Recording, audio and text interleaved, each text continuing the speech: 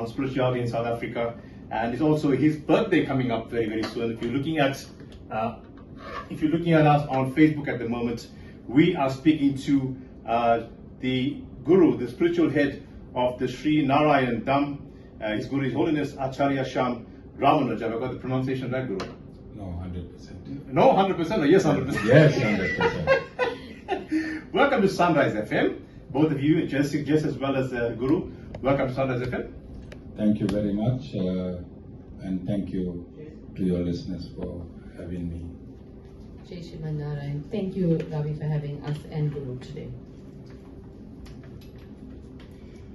Okay, so we're going to speak about two things, and of course, in that, we're going to sprinkle some gold dust in the interview as you speak to us and enlighten us more about Hinduism and the celebration. So it's your birthday coming up. Let's start with that. 61 years old, is that right? 71 years old? No? 80? I'm teasing you. And Guru, we can do that. So tell us about this birthday of yours.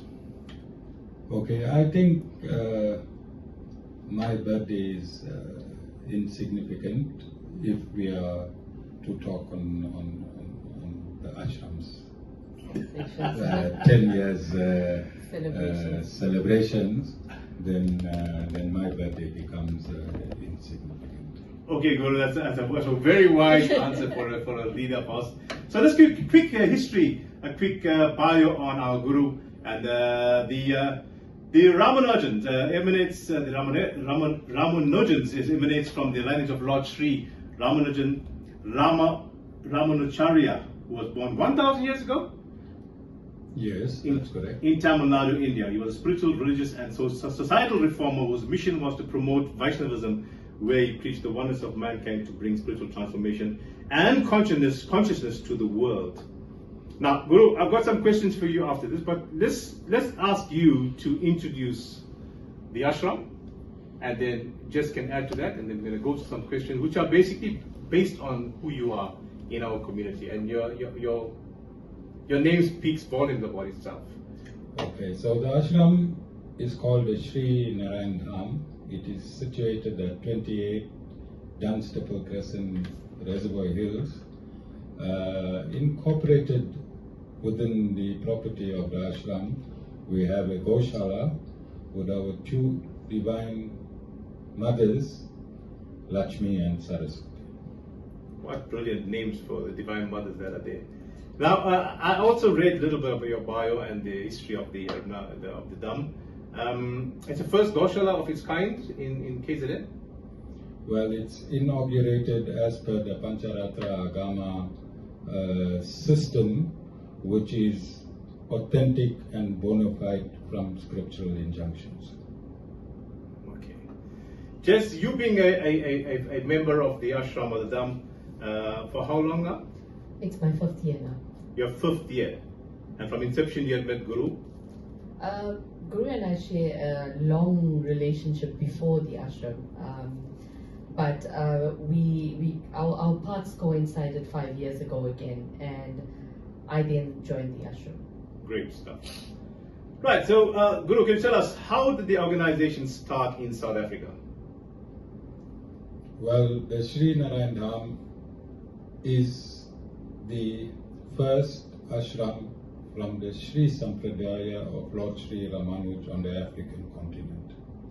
It was inaugurated by a Pancharatra Agama priest who hails from Hyderabad, India, and this same priest inaugurated my Guru's ashram in Faridabad, India. Wow. So tell us about your history and your initiation. You spoke about your Guru now. How far back does it go? Where was the catalyst? When did you find this calling that you want to empower, you want to share this brilliant knowledge with our community? Okay, so for your listeners, I was an atheist for almost 30 years. Atheist! Good. Okay. Whilst I was an atheist, I was also a humanitarian. I had no problem with humanity, I had a problem with God. Okay. He had me confused. So I sought him out for 30 years, and I met my Guru in 2008 spiritually. My Guru had left his mortal coil in 2007. I had a business that crashed. I lost over 1.5 million, and I was in a depressed state. It is in this state that generally you meet a Guru. And I met my Guru through somebody that tried to help me in my depression. There was a house ashram in Westville, and I started attending satsangs at this house ashram. And it was from 2008 up to 2013 that my Guru transformed me from a material man, from an atheist, into a Sri Vaishnavite Guru at this point in time. I'm curious, Guru, but I know theist, atheist, and then a believer in a higher force, a higher being, a higher source. For you to become the Guru, how would you then convince an atheist who's listening to us right now on radio? I know when the student is ready, the Guru appears. That's happened to you. Yes, you yes. mentioned that now. Yes. How would you attract, or what do you say to a person who is in that space that you were at that time? That a wise person need not travel the route that I traveled over 30 years. I am your GPS. I was lost in the forest. I found my way out. Then I went back to my starting point, and my starting point to God is under a millimeter. So I don't want you to be lost in the forest, traverse up and down, in and out, round and round, going around the same spot. I have that GPS for you. I can download it and give it to you almost instantaneously. Wow, I like the way he expresses this. Jessica, being an ardent devotee, being an ardent follower of Guruji, I know you're doing a lot of community work, active from where you're at work, and sometimes I'm sure you feel the need to ask for intervention from a spiritual head when you're faced with numerous heavy topics and heavy situations. What do you do when you have to face these people and these things? I never thought the day would come where I would have to run every single thing in my life through somebody. And it's come to that point where Guru can take the most difficult situation and make me make sense of it.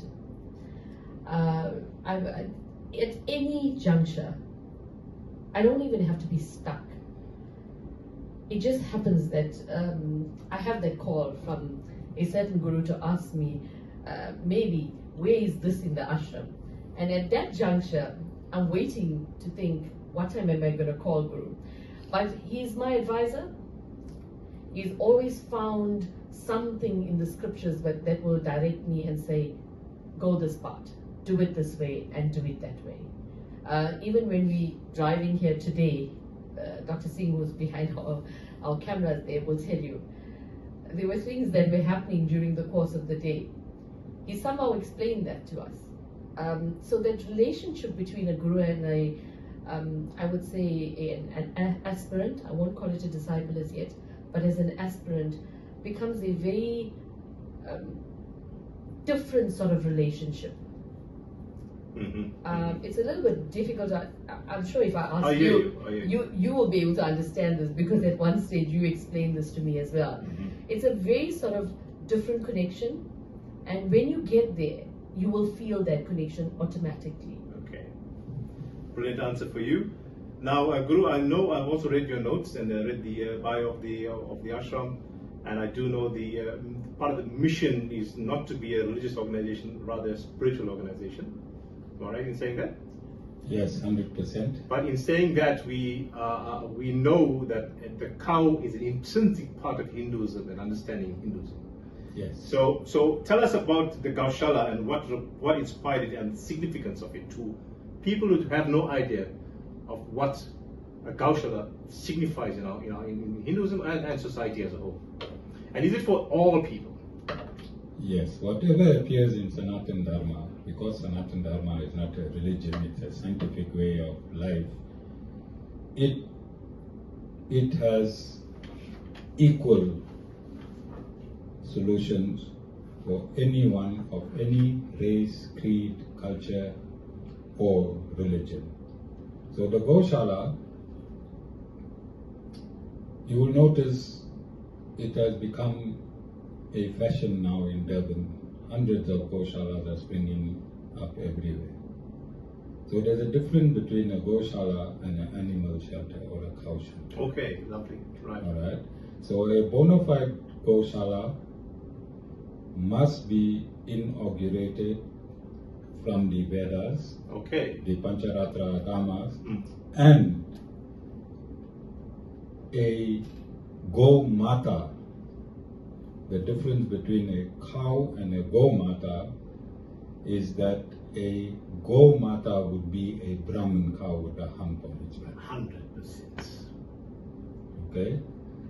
This hump in the back absorbs the cosmic energy from the sun and it runs it through its nervous system, thereby neutralizing anything negative.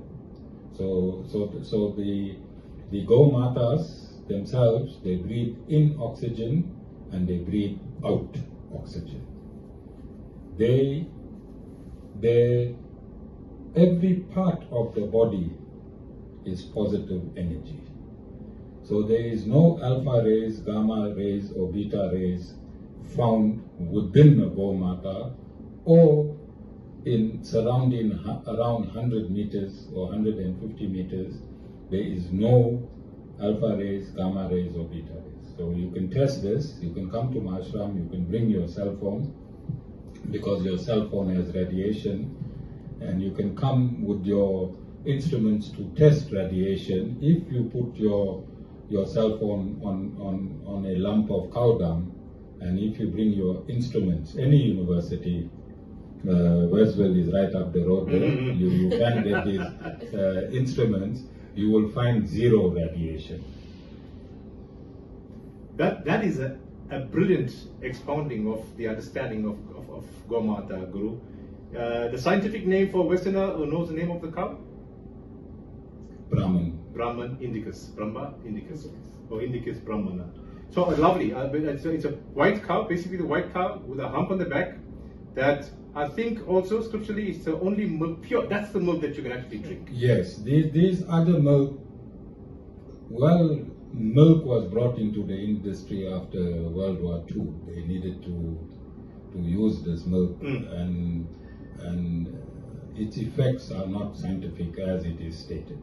The right milk to drink is from a Brahman cow. That is the milk that is endorsed by Lord Sri Krishna when he appeared 5,000 years ago in his epic the Mahabharata. Ah, brilliant. I'm loving this. I'm loving this interview, Guru. Really enlightening and empowering for all of us. And the questions are so well expounded for you. So, here's a question for you. Now, this is for everybody. I know this. We expect your answer for this. Who is Lord Ramanuj?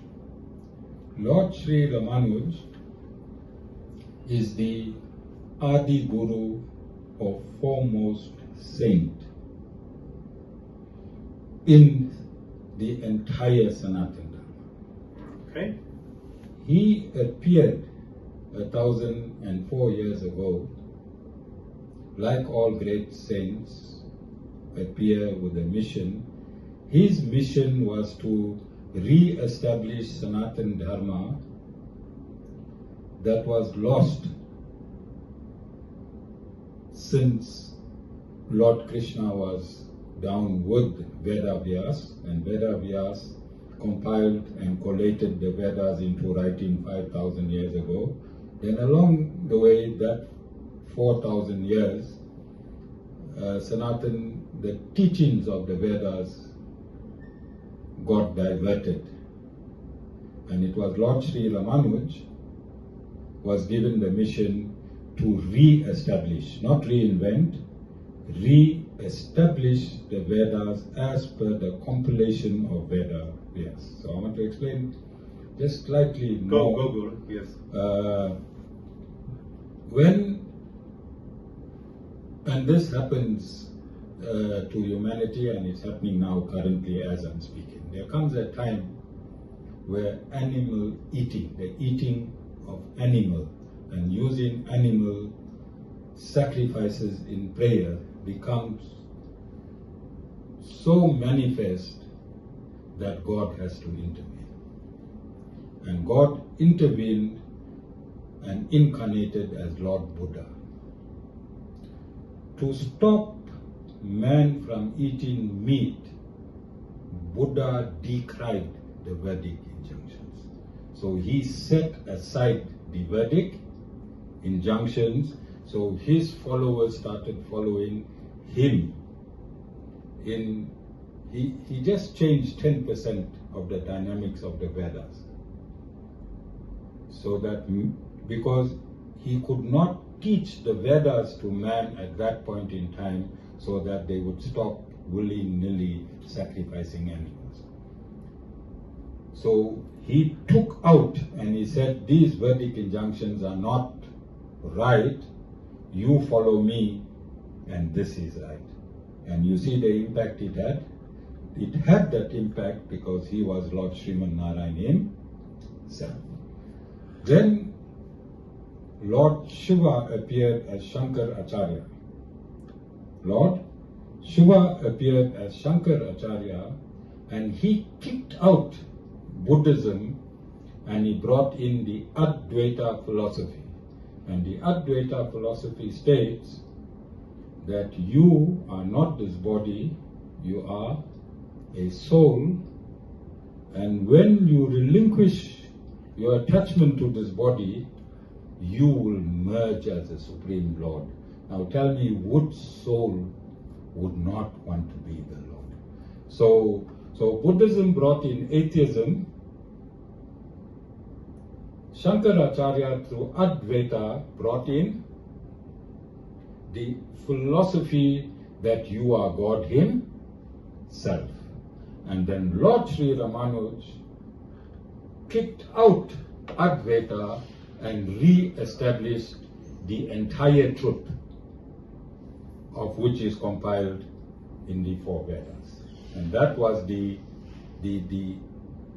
essence and reason for the birth of Lord Sri Ramanuja. So you are alluding to, or you're discoursing now at the moment, Dvaita, Advaita, Shankaraya and Ramanuja. And you're saying to us that, but currently we have this in India and all over the world. There is a fight, so to speak, between Buddhism and Sanatana Dharma. It still exists where these paths pull the opposite direction. Now, you being an organization that's seeking a spiritual oneness, how would you bring this semblance of unification in the center of these? There are various pools, by the way, we know that, right? What do you do for South Africans who have, let's talk South Africa. How would you do this for us? Well, Buddhism, there was a necessity for Buddhism at that point in time. Now that necessity does not exist. So you was using fax machines when we did not know of emails. Correct. When it was relevant for that fax machine, it was the thing of the day. True. Today you have emails. Yeah. We'll replace the fax. We needed Buddhism at that point in time to evolve from being animals. We were humans, but we were being animals. To reform from being animals back to human, Buddhism was the catalyst. Today that is not required because Lord Sri Ramanuj has re-established the teachings that is required for a human to live as a human. I think our listeners are really getting filled up with amazing spiritual knowledge. untapped knowledge. We're tapping some of it from our esteemed Guru in our studios today, and we are blessed to have you in our studio, Guru. It is our foremost pleasure to have both of you, in fact, to be in our studio. Well, I think I am blessed to be here. Thank you very much. So let's get back to your Guru Sudarshan Acharya Ji Maharaj. Certainly, you say you alluded to your link to him and your search being an atheist. I like the candidness of what you say, because there are many people who say they're Hindu or Sanatana Dharma, but they're in a mute place, and the search does not go beyond that, and that's why I think that he's so easily pulled out and become right by people. That's a long story. We're on radio, but tell us about this Guru, your Guru. Well, my Guru took his birth in 1937 in Haryana, Faridabad. Okay. At the age of 3, he heard a saint singing and going past his home. At 3 years old? 3 years old. Oh, okay. He copied that song and he started singing it, and from that day onwards, the world has never been the same again. That's a brilliant answer, right? You got classics. So a Guru that was designed and found his calling at 3 years old is phenomenal in my opinion. The purest souls are in it. It's a stage where they cannot be contaminated by the world, and they can bring that forward into you. At whatever age they can deliver, I think that's phenomenal. So my Guru went to a temple, and I want to discuss this because this is happening in our community day in, day out. Yes. So he went into a temple and he saw into Balaji temple there in Rajasthan, and he saw a woman bewitched, and he was 7 years old at this point in time. At 7, and he begged the temple priest to assist that woman. So this woman was in a partnership in a previous life, in a business partnership. She murdered her partner, and it was this partner that was seated within her. Right. And my Guru convinced the temple priest to set aside karma, because this is karma, to set aside karma and give this lady peace. And that temple priest did that. And my Guru asked the priest, how can he help mankind to relieve them from their sufferings? So the priest introduced him to an ashram of the Sri Sampradaya, where my Guru went and learned the Vedas for 12 years. Okay, now it's amazing we're having this interview in the very holy month of Partasi, and you talk about Balaji just now. Tell our listeners about the significance of this month, this holy month, and how it benefits them, both materially as well as spiritually, but more so spiritually, yes. Well, you can see the tilak on my head. Yeah. Well, this tilak on my head is the foot of Lord Sriman. Yeah. When you wear this tilak, it has two. There's two reasons. One is you have the footprint of the Supreme Lord on your forehead. Tell me what can touch you. And number two, there is a spiritual point on the forehead. When you touch it, it activates itself. People call it the third eye. All right. So the scientific reason we wear tilak is to activate the third eye, and the material reason we wear the tilak is to show people that at this point in time, I have the footprint of the Supreme Lord on my forehead.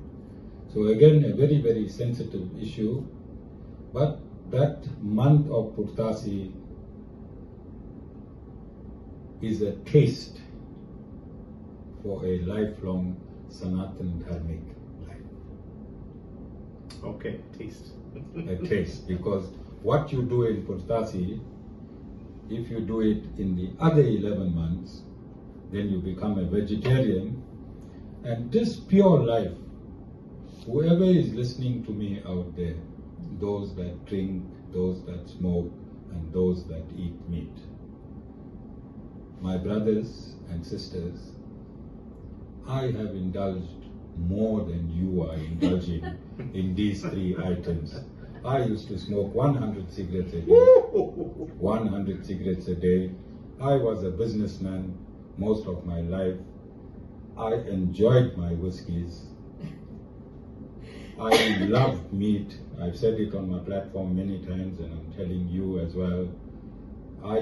For my own consumption, I needed to have half a sheep every week. Whew.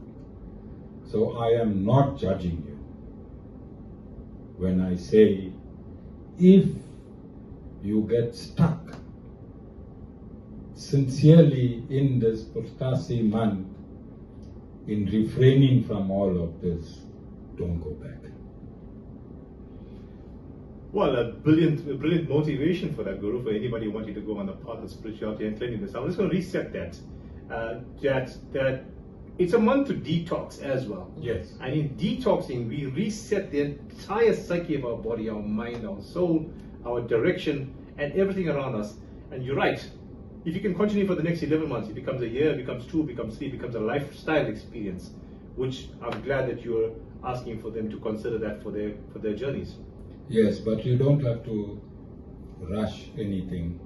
Just set the software in your head first. If that is not right, the rest of the body is only going to elude you. So the hard way, in other words. The hard way. All right. So here's another question for you. Enlighten us more on the organization and the social cohesion program. I've heard you speak before. I've seen your TikTok videos. You are brilliant. I'm myself a social cohesion ambassador. I've been on causes, but I like the way you expound things. Let's talk about this, right? Enlighten us more on the organization and the social cohesion program of the organization. Okay, so there's social cohesion in 2 dimensions. In the material dimension and in the spiritual dimension. Okay, right. Lord Sri Ramanuj, his second aspect was social integration. So, for 20 years, he crisscrossed India, north and south. Mm-hmm. All right? Mm-hmm. And he implanted the very first seed from 1,000 years ago on social cohesion. That tree is now bearing fruit at the Sri Narayan Dham in Durban, South Africa. The Sri Narayan Dham is the only ashram in the world to have had every religion, every culture, every race at one spot in one time, including every political party, the EFF as well. Okay. I brought everyone together. Yes. And that place became so powerful that God has now made it his permanent home. Because this is what God loves. When all his children are together. Like a mother that have 5 children that have chosen 5 different ways of life. When they all visit Mom, Mom does not see the 5 different ways of life. She only sees her children. God only sees the souls that are inhabiting the various races and the various religions. So that's all God sees, His children. Like a mom will be most happiest when all her children are together at one point. That happiness cannot be described in the English language. English language is limited for that description. The Sri Narayan Dham has now become the place in not only South Africa but in the world where I've sent out invites. All my functions are interfaith social cohesion. All my major functions are, and everybody is, when I contact them to see whether they're attending, they say, they reporting to me, Guru, I cannot wait for Sunday. Okay, yes, Guru. So, Jessica, you being also in the central point from a legal perspective now, I'm not going to ask you to talk, you know where you're from. We're going to say to you, you obviously meet the various races in your work environment. You also meet the various, I'm not going to call them class, but different levels of society people who have different issues. How do you find using social cohesion from what Guru teaches to make this work for you, to find and arbitrate, find a place where a solution is found? You and I know each other, we grew up in the same area. I just want to give you one very simple example. And for what we've been through in Chatsworth. When I first joined Guru, I was a racist. I hated white people. I promise you. Those are the people that had us arrested and chased out of our houses. It's just an experience. But amazingly, one of my good friends, through the last, I think, 2 years, has become the secretary of the Freedom Front in KZN. And that was instigated by Guru. He's always explained to me, that we need to look at the souls of people rather than the bodies outside. And we must put aside our material hatred for people, put aside the reasons as to how we landed there and look at the human beings for what they are. We at the ashram in the last 5 years, we've dedicated the month of May to Lord Ramanuj. We've invited everybody from the IFB to the ANC. We've had the EFF, and then the following day we had the Freedom Fund there. But if you had to come to an event at the ashram, you will find every single one of these political people who disagree with each other embracing each other. Okay. You've got, we've had Christian organizations that come through during the month of Ramanuj and have their fellowship in our church with us. We've had Mullanas come to us and speak their religion to us. So we've learned to embrace every single religion. Guru also teaches us the similarities in our religion. He must tell you why Hindus must be ashamed about being Hindus rather than Muslims and Christians, and what we learn from them. And we've learned them at the ashram. We've learned that our differences are actually of insignificance. It's absolutely insignificant. He's taught us to embrace every religion. We've gone to, our brother Seelan's 1 year memorial was on, and every person that spoke about the church in BRC spoke amazingly. For the first time, a church in Chatsworth embraced a guru and asked him to come and speak at a campaign. So that is how far the social cohesion program has gone in terms of the ashram, and I pray that it just grows and grows and grows from that. So I'm just to juxtapose the same thing. Guru's teachings becomes a tentacle through you to resolve issues you find in your work environment. So social cohesion works that way, and the spirituality works that way. So the channels are reaching the world, our country, and of course now all our listeners as well. I think these are gems of wisdom you're letting us, you're unleashing on us today, Guru, and I'm sure they are. I'm certainly soaking it up, right? So they are soaking it up. So here's another question for you, right? Where would you like to see the ashram in another 10 years? And what plans do you have in place to achieve these goals? Now we're coming to the anniversary celebrations, the crux of why you're here today. And we started off with your birthday, but I'm saying it's all together. It's the all celebration all in one.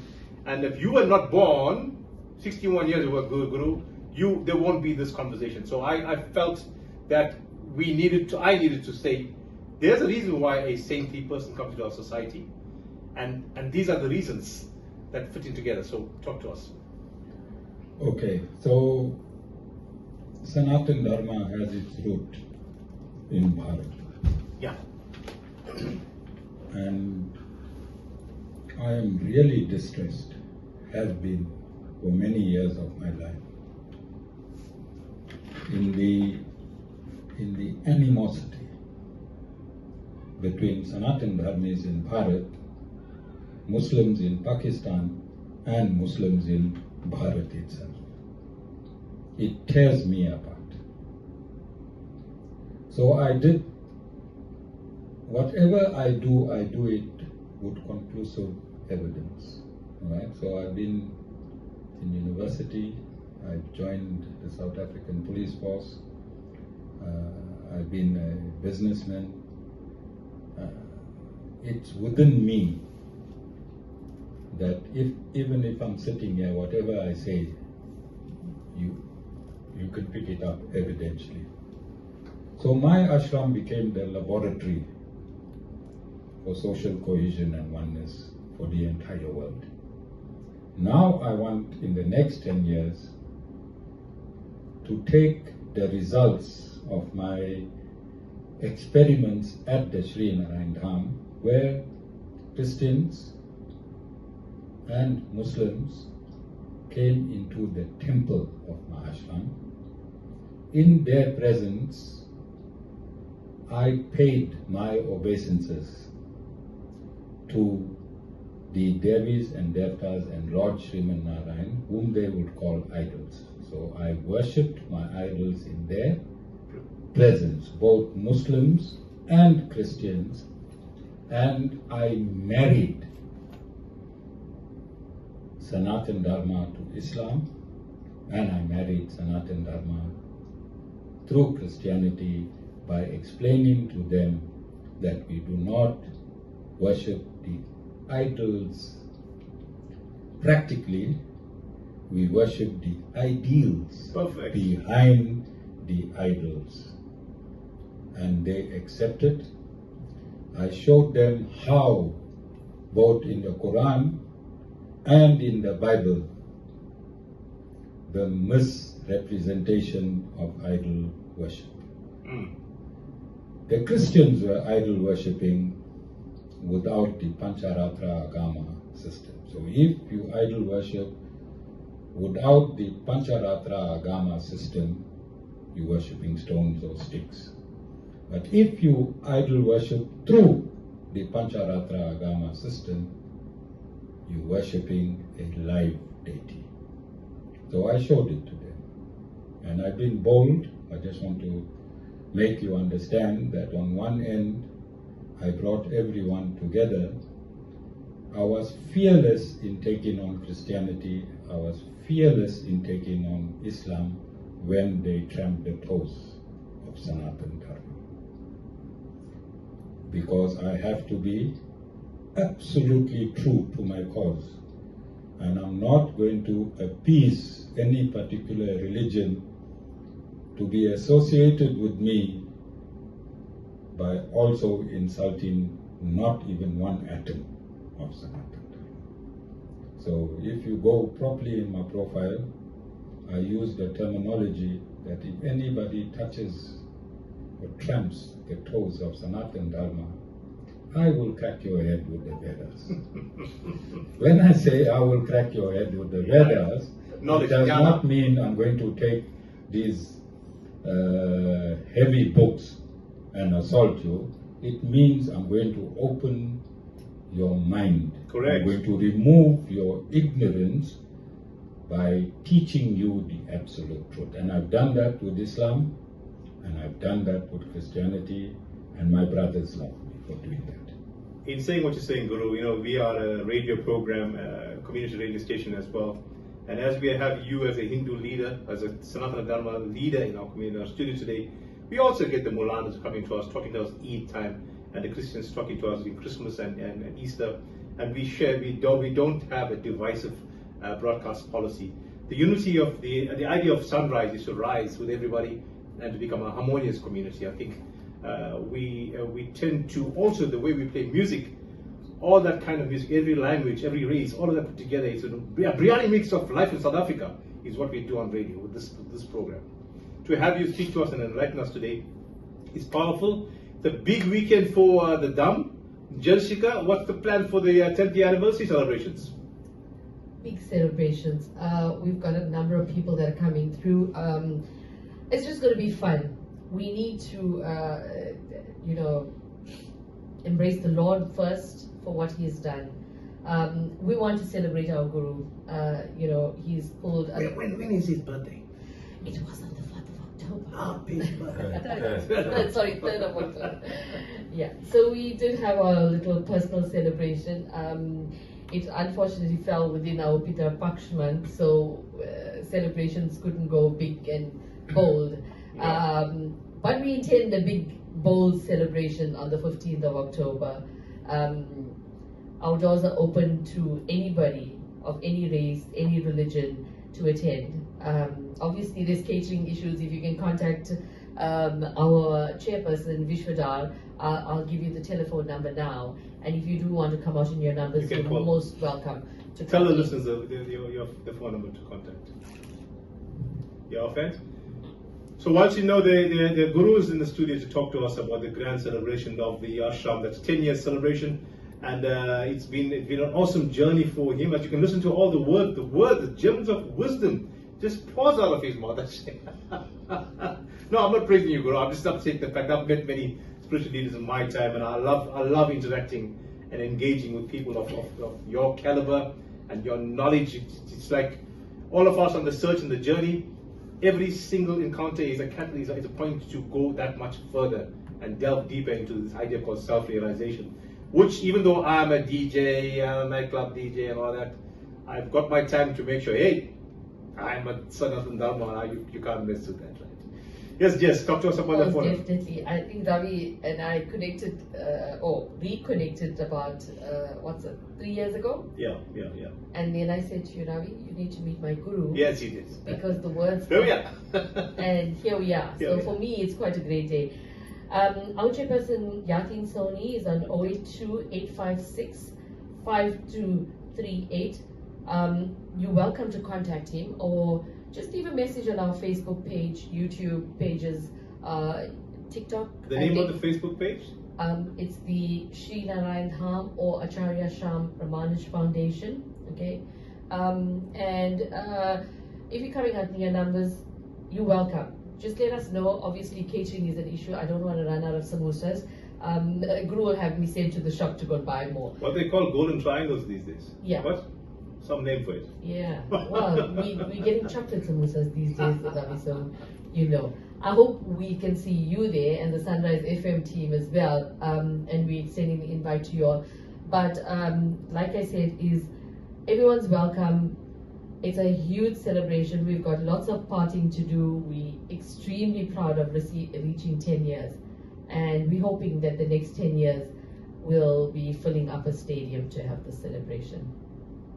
Guru? Ravi, with your permission, there's two aspects I want to conclude very quickly. No, we don't have enough. No, I don't want you to go. Okay. So when my guru went and studied the Vedas for 12 years, he also subsequently went to the Bhangar forest. You can research on Google. This forest in India, after 12, some very weird things happen. Okay, so public is not allowed. But in his time, he went and stayed there for 12 full years, day and night. In that forest? In that forest, until Lord Sriman Narayan approached him. That takes a lot of fortitude, Guru. It takes a lot of strength and resilience. Yes, so this is not, my story is not of a 16th century Guru or 18th century Guru. Right here my Guru was born in 1937, so 1949 would be very relevant. Right here, right around the corner, you can reach it and touch it. My Guru did his austerities and penances for 12 years in this forest. Whatever I am telling you is documented. He met Lord Sriman Narayan himself, the Supreme Lord. Because of his austerities and penances, the Lord had to reveal himself to my Guru. Listeners, if you're just listening and me touching on that, I actually love this part of the Eastern ways.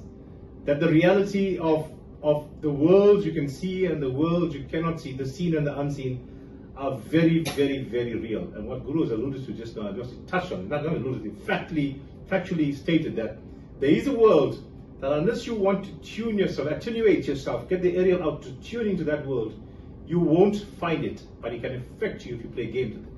Yes, 100%. So my Guru, being endorsed by the Supreme Lord himself, being actuated and endorsed by the Supreme Lord himself through the Sri Sampradaya, became one of the foremost Gurus in the world to perform miracles that boggles material science up until today. So I'll just give you a quick example. Yes. First Guru Purnima at my Guruji's ashram. This ashram was built in a forest. It is, at this point, it's not built as an ashram yet. Half of it has been built. First Guru Purnima, they expected 5,000, 10,000 people attended. I think it was in 1998. So it's just around the corner. Again, not too far. Yes.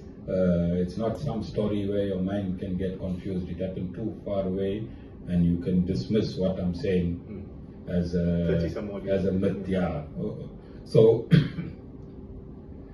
so they ran out of ghee at about 10 p.m. And what my Guru did, he pulled out water from the well, and he read his mantras and converted the water into ghee. Wow. Then, subsequently, he took ghee and he converted it back to water and he put it back in the well. So very quickly, I explain Sanatan Dharma as a science. I explain Sanatan Dharma as a science, and I've stated recently that everyone is a mathematical equation. Every living entity, every soul is a mathematical equation. His or her destiny is imprinted in the soul, and then the game of life begins. Every person you meet, every living entity you meet, it's a mathematical equation. Your destiny is printed. You are to meet 1,555 people along your life. So you have a mathematical equation on this side equal to a mathematical equation on that side, and then you're going to get a result. This entire universe is composed of energy. And energy can be manipulated through frequency. Absolutely good. And mantras contain the frequency in which you can manipulate a particular energy called ghee into a particular energy called water. Both ghee and water is energy, and the frequency to change that ghee into an energy is contained within the mantra. Absolutely. And this is why when you learn mantras, you use body language and exact sound. So the exact sound together with the body language allows this equation to take place. And this is why rituals is not permitted in this Kali Yuga, because we don't have proper priests who can read these mantras according to the frequency that is required. So for body posture, Guru is saying mudras and asanas. Yes. together with the sound frequency, Beach, yeah. yes, you can manipulate the frequencies which will have an impact on the energies which will give you a product. So it is very, very scientific, very, very simple. Material science is slowly catching up. I said about 7-8 years ago, I want to see in my lifetime NASA bow down to the Upanishads, and I'm sure I am seeing this already. I am seeing this already. So this is who my spiritual master was. So if you want to know whether I am a guru of my spiritual master, what do you think I should contain? Well, the search to find, or people to find people like yourselves on this planet, in our country particularly, so divorced from the Bharat, if you divorce from here, and then to grow and to be that individual that draws people to your teachings is a great achievement on its own. Okay, but how you going to scientifically and evidentially prove that I am a disciple of my guru? Because my guru passed away in 2007. For the layman, it's going to be difficult. Yes. So I must inherit the spiritual properties of my guru. Correct. So whatever my guru had performed in his time, I am performing in my time. Can I give you an example? Please go ahead. So I have an incident in last month, Jessica, but I'm only going to discuss one. There's two. If I discuss the second one, it might seem biased. So I'm going to discuss one. Okay. So I have a devotee who went to the doctor, had a blood test done, and she was diagnosed with 4th stage kidney failure. And she came to me, Guru, she's young, 27 years old, she has a 4-year-old child, she's very, very young. She said, Guru, can you help me? I said, yes. Now you go to my doctor and go and get a second medical opinion. So she went to the doctor that my family goes to, and she got a second medical opinion, and that also diagnosed her as a 4th stage kidney failure. Mm-hmm. Then from that doctor she was to go to a hospital, Westville Hospital, booked in already. She went to hospital, but before going to hospital she said, Acharya ji, please make my kidney right. She went to hospital, and you know, before any procedure in hospital you have to do bloods again. They did the bloods again and found nothing wrong with the kidney. So I'm going to give you, if you request, or if any one of your listeners want to request, I have 2 sets of medical record evidence stating that she had 4th stage kidney failure. I have a WhatsApp between her and me, asking me as an aspirant to please help her beyond science. She only stayed in hospital for 1 night and came back. She went on Wednesday, and Thursday she came back home. So this happened a month ago. Wow. Right? I've had performed over 100 miracles like this in this 10 years.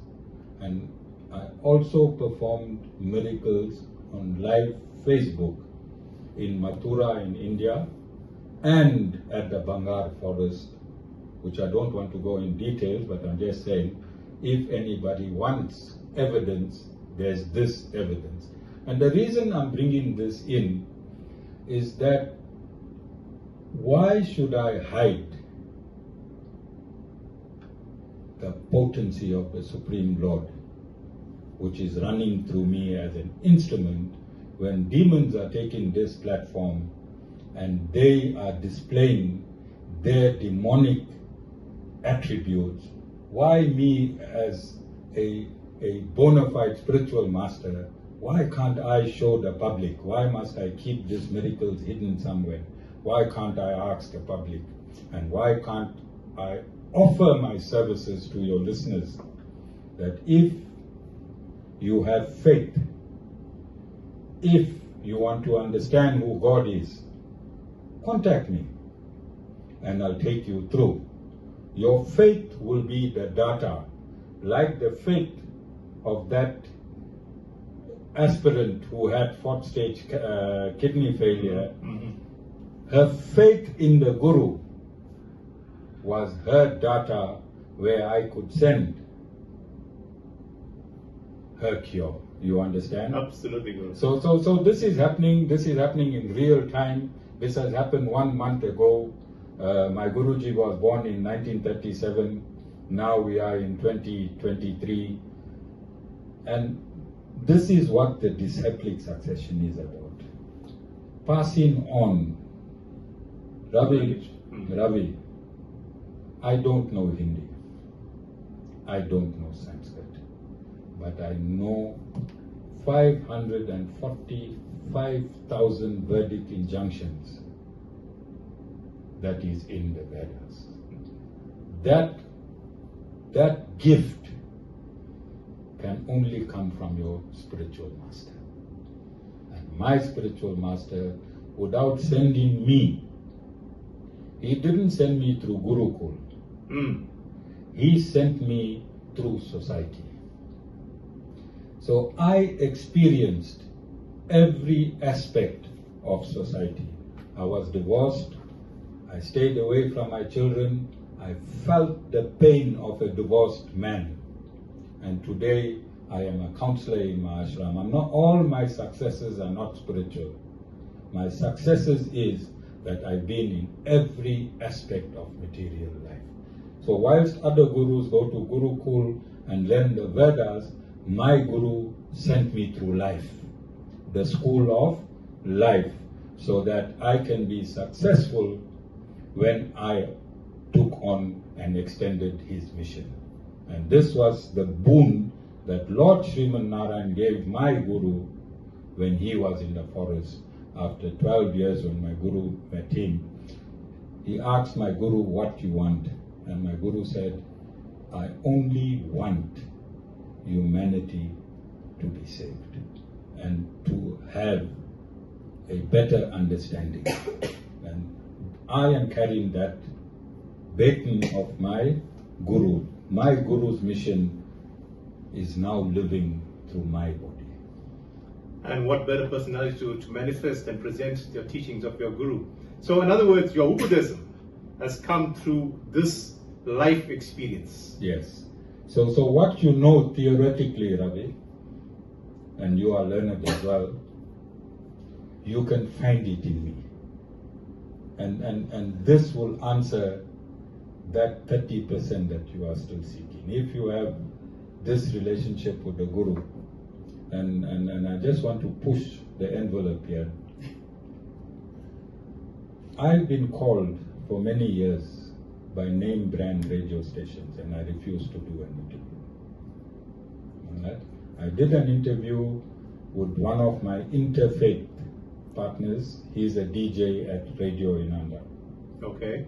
And they sang, their opening was Sriman Narayan at Inanda Radio. That's wonderful. You can see the grounds that I have broke. Yes. And this is my second radio interview. Again, wholeheartedly. My third is going to be Southside on Thursday. But I'm asking you to find a slot for Sanatan Dharma whilst I'm alive. Make use of me. Be an opportunist. You can be a spiritual opportunist. It's allowed. Actually, I'm a spiritual vulture. Yes, it's allowed. This is why I'm saying. You can find a slot for me monthly or 3 months or weekly or to engage with our community. Let me be here and let the community run me. I think you have a nice calling for a slot like that in our radio station. Jess, what do you think? I was about to fall off my seat. You were very fortunate man today. But Guru, I just want to add this. Can I just yes. as to why I say that? Guru's had invitations from our sister station in Chatsworth. I'm not going to mention any names of the same language that I speak, and even our big Indian station of Lotus FM. And each time, Guru preferred that the chairperson of the organization to go and do the interviews in regards to the ashram. So therefore I said I was going to fall off my seat. My Guru has never said he's coming out. I love you. I don't know what you've done, Ravi. But I was going to go back a few sentences, Guru, a few minutes backwards, and you're talking about the power, the knowledge of the Vedas and Western science. And I'm a firm belief a lot of the so-called science or the foundations are stolen from our teachings. Yeah, well, and they camouflage it and representing it back to regurgitating out our information, and they refuse to acknowledge the source of these things. Okay, so my chairperson tells me I've done over, I think, 700 or 800 one-hour discourses in this 10 years, which Wow. is on YouTube. Wow. Which again he told me he researched and found out that no other guru at this point in time has delivered so much of information in such a short space of time. Phenomenal. Okay, so we had this discussion today, and Right. again, I'm stating this, that I have covered all aspects of the Vedas. Okay. I've covered creation, I've covered the Guru principle, I've covered who the Supreme Lord is. I not only covered it, I proved it with evidence. Okay. I've kicked out all the false philosophies. There's some big name ashrams around, yes. built on disinformation. You understand? So I boldly kicked them out of the system. You're like a rebel. Alright, so this is why I was in the force for 10 years. I was the best shotist twice I was there. So I'm shooting down false philosophies. The bullets from the mouth. The bullets from the mouth. And I received the 4th highest training in the world. Wow, Guru. Yes. Okay? So this is where I've been. This is why I said, whilst other gurus went to the mountains and gurukuls, my guru sent me through society. University of Life. University of Life. So we've covered everything.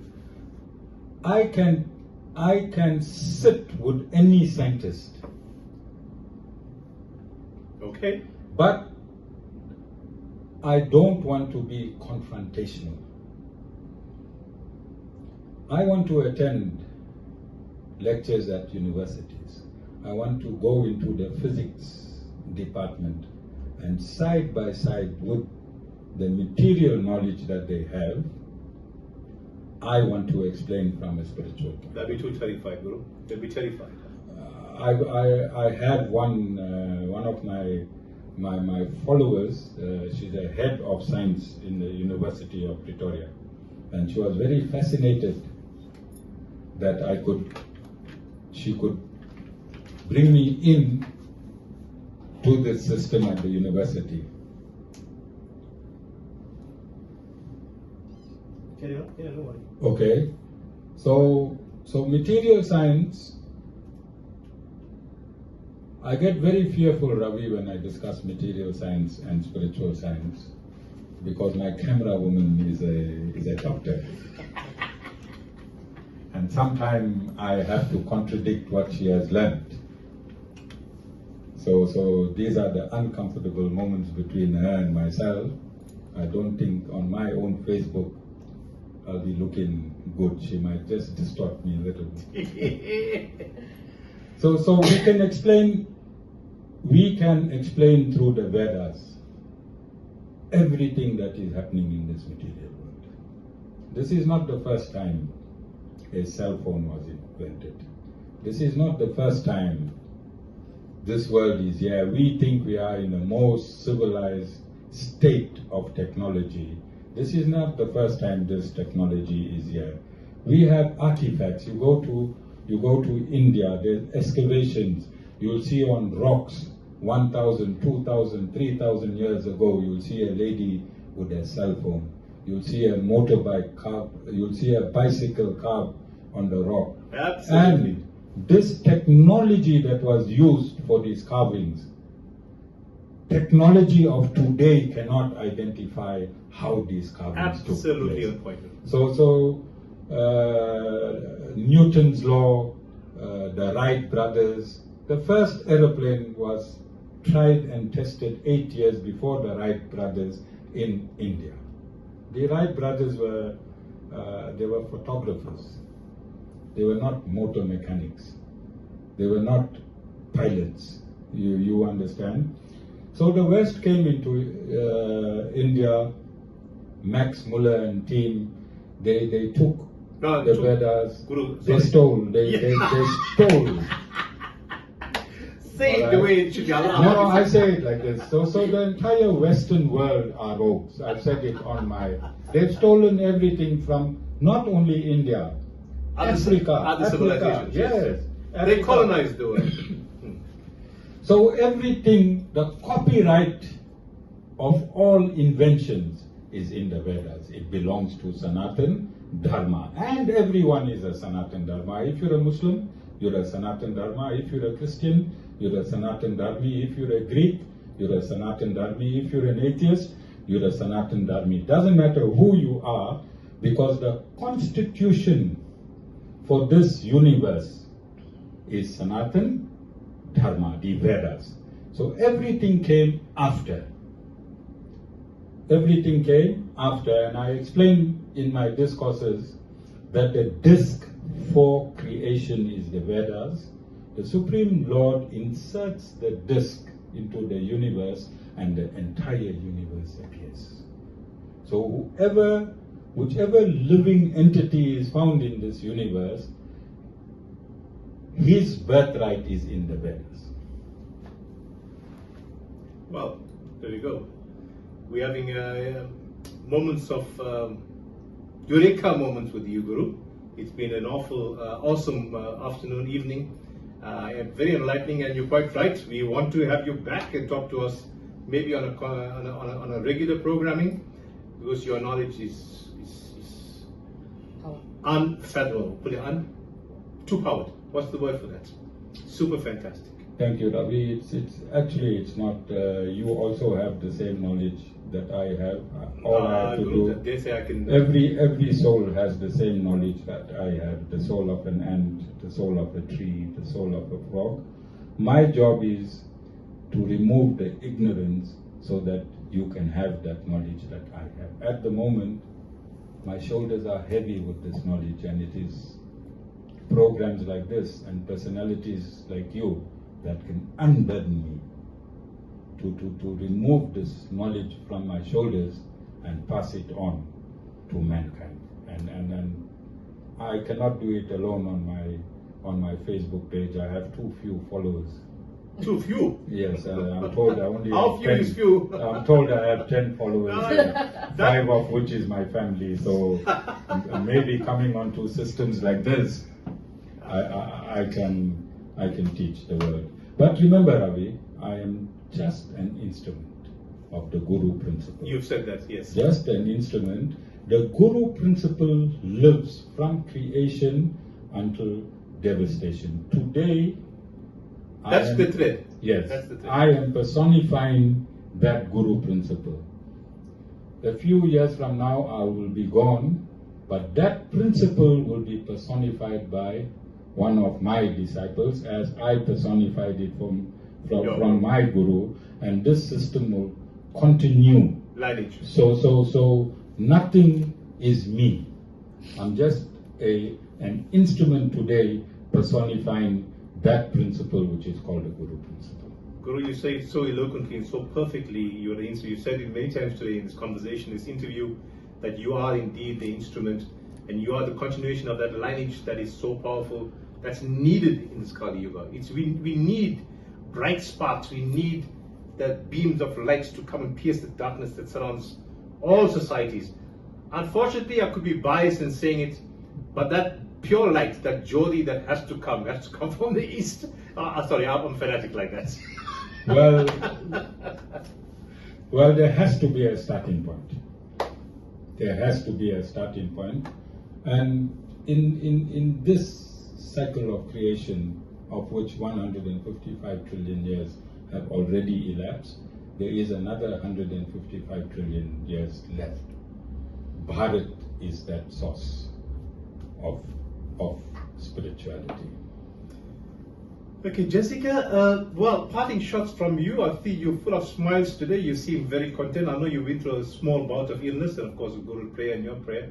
You've recovered from that. We were worried about you. But now, how do you feel about today's interview and knowing that you are now broadcasting in your very own community? You know, Ravi, you and I had this conversation 3 years ago, and today it just bore fruit. And you know, you've given us as an ashram this opportunity to bring my Guru into Chatsworth, and that was always what I wanted to do ever since I've met my Guru. He's a boy from Chatsworth, actually, some years back. Yeah. Okay. But you know, he moved away from here, got his spirituality. What can I say? It's an absolute joy. And again, just before I leave you, I want to again tell the community, 15th of October, it's happening at the Sri Narayan Dham, 28 Dunstable Road. We're having a huge celebration. It's our 10th year anniversary, and we've come from being an abandoned house in the middle of the forest to a beautiful, beautiful haven for worship. So we're there, Guru is there, and our doors are open. What time will celebration get underway on Saturday, on Sunday? We're looking at 2 o'clock. 2 o'clock. And I've been told there's adequate parking for all visitors and 10 toes as well. Lots of toes. Driveway is a bit daunting, but don't be scared of it. We all drive through it.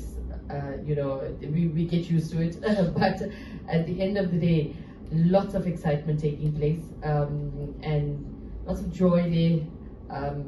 Ladies are getting ready with the food as well. You know, wherever we go, we look for our best food, and we're up and running. To those meat eaters that are in the middle of Patasi, come, we'll teach you how beautiful and delicious vegetarian food can really be. Absolutely. But we're quite excited. 10 years, we've achieved a lot in the ashram.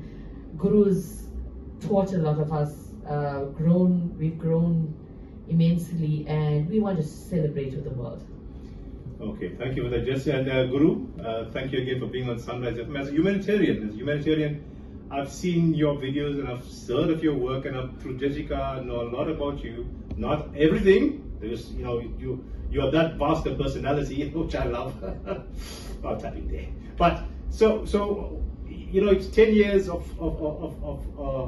a spiritual center taking its root and flourishing into the place that you basically influenced it to go. And the vision, as you clearly expounded, comes from the past, comes from the lineage into the current place. What's your parting shots for the listener who's eager now to come and meet you, see you, be with you, and you know, enjoy your presence or your auras? I'll put it that way. Okay, so to the listeners, I've stated this is a mission endorsed by the Supreme Lord. The cherry on the cake would be that we have Professor Mocheka, who started the National Interfaith with former President Nelson Mandela. Okay. They tried theoretically for the past 30 years to get this actuated to the level that I have it actuated. And in May, nothing is a coincidence, but I'm just using the word coincidentally, which means I did not plan to meet Professor Mocheka. He landed in my ashram. Wow. And he said this was groundbreaking for him. And I only had about 25 people there at that point in time. And he felt the interfaith. He felt the social cohesion. And he is going to be our guest of honor from National on the 15th of October. So this can only be the endorsement by the Supreme Lord, that the National Interfaith and the government, and he reports to the presidency, all of this has happened in just a short space of time, 10 years, that now we are being endorsed nationally in terms of the interfaith and social cohesion. Well, the divine plan unfolds, the blueprint unrolls, because the plan was there long before the executor sent the executor to unravel this. I think, Guru, you are indeed blessed. I am blessed to have met you and I've had this conversation today, this interview today. I'm privileged. I think I've seen that, and I also feel this energy that you have. I think for communities and the ones that are searching, and particularly the so-called inverted commas atheists, both have a belief structure, whether they accept it or not. But they identify the source, they must step out and come and meet you. I think we will stop in. We'll stop in at on Sunday to be the briefing. I am working on that day. We'd like to cover some of this, maybe live interviews, recordings, and then play those back on radio as well. If we can come out there and do a live broadcast, all the better. Thank you. But let's hope that it's going to be a phenomenal celebration for this milestone 10 years. A decade of selfless work in the community is indeed a milestone. It needs recognition. Thank you. And you deserve that. Thank you. Thank you from Sunrise FM. Thank you, Ravi. Thank you. So we go. There we go.